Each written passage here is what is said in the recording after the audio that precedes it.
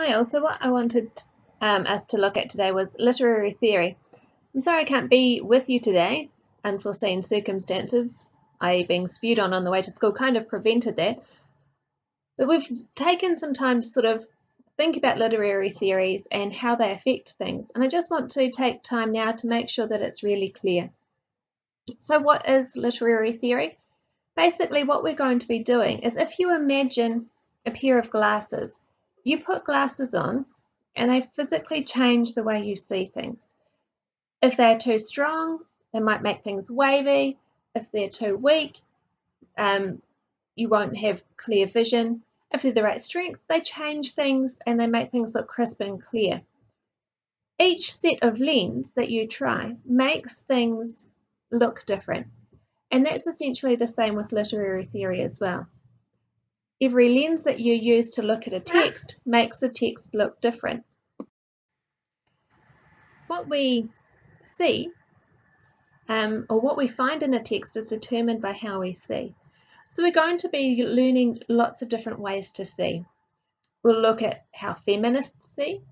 So how they see the world changed and coloured by their perspectives and their theories and their beliefs.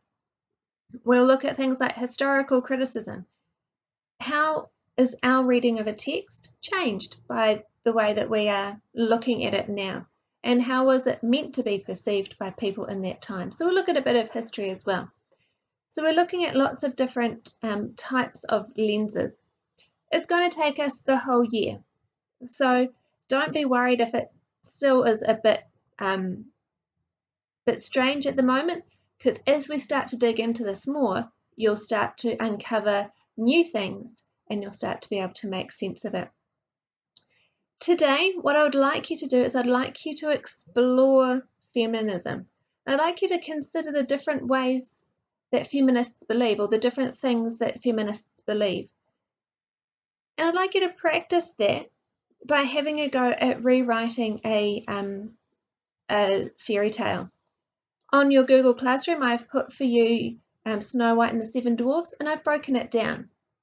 What I'd like you to do this block, in block 3, is I'd like you each to take a paragraph. And I'd like you to have a look at the feminist definitions and characteristics that I've given you at the top. And I'd like you to rewrite one paragraph from the story using a feminist perspective. How would a feminist see it?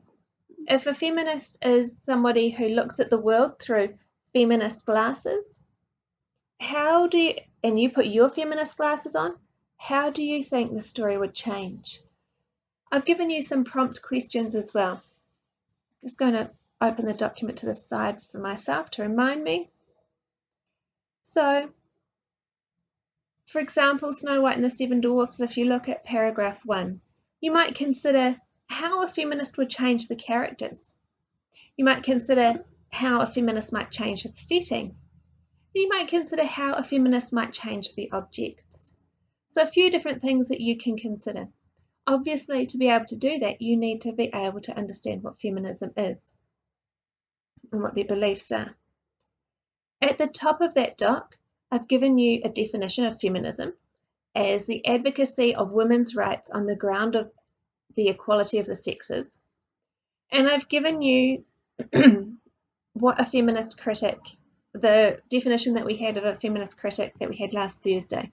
So that was a feminist critic sees cultural and economic disabilities as a patriarchal society that have hindered and prevented women from realizing their creative possibilities, and women's cultural identification as merely a negative object or other to man as a defining and dominating subject.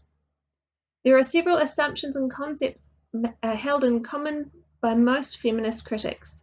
One, that civilization is pervasively patriarchal, and that means that in society, man is at the top. So if we have a hierarchy, we have man at the top, patriarchal. The concepts of the concepts of gender are largely, if not entirely, cultural constructs affected by the omnipresent patriarchal bias of our civilization. Now, what that means is that how we view gender and how we view our manifestation of gender is constructed largely by a male society. That males have decided what men should wear, what women should wear, what they should and should not do. Omnipresent means that it's everywhere. It's all over the place. It's all seeing. It's all. It's everywhere. Pervades, or it's in everything that we look at. And number 3, this patriarchal ideology also pervades those writings that have been considered great literature. Such works lack autonomous female role models and are implicitly addressed to male readers and leave the alien outsider or else solicit her to identify autonomous female role models are implicit or solicit her to identify against herself by assuming male values and ways of perceiving, feeling, and acting. And you may notice in society that in a patriarchal society, perhaps girls or women do feel like they have to be strong, or they have to be cutthroat, or they have to grow up here. If they want to get ahead in society, they need to have these characteristics that men have if they're going to proceed and if they're going to do well and if they're going to be noticed. Feminists come against this, and feminists say, why should women have to be like men in order to be successful? Why can't they be emotively in control or emotively sensitive? Why can't they be nurturers? Why can't they be people who look after people? Why can't that make a successful person as well? So we're looking at these notions of feminism. What you might like to do, particularly as I'm not with you today, is you might like to YouTube around, Google around, and get sort of a broad understanding of feminism. I think we're living in a culture at the moment that is quite outspoken about feminism. So I think most of us will have some sort of an idea. But have a look. You could have a look particularly at Margaret Atwood. There's some things happening in the States, particularly after the election of Donald Trump, where Margaret Atwood, was, or followers of Margaret Atwood, or people who were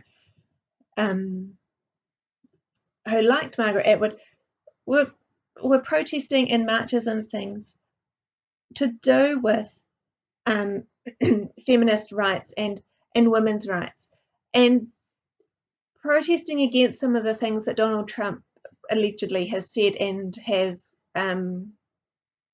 done. So have a look at that. That's a really modern example of some feminist movement. Have a look at some more historical feminist movement, and have a good look at information both that likes feminism, that is pro-feminism, and that is against feminism. So you get a broad understanding of what feminism is, or what a feminist literary critic would do. So that's all for this block.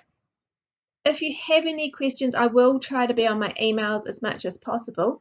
And I will try and dip in using Hapara later on this afternoon and see how you're going and leave you some comments. So have a good day, be good, and I look forward to seeing you on Thursday. Yeah? I need water. Okay, honey, I'll come down. Didn't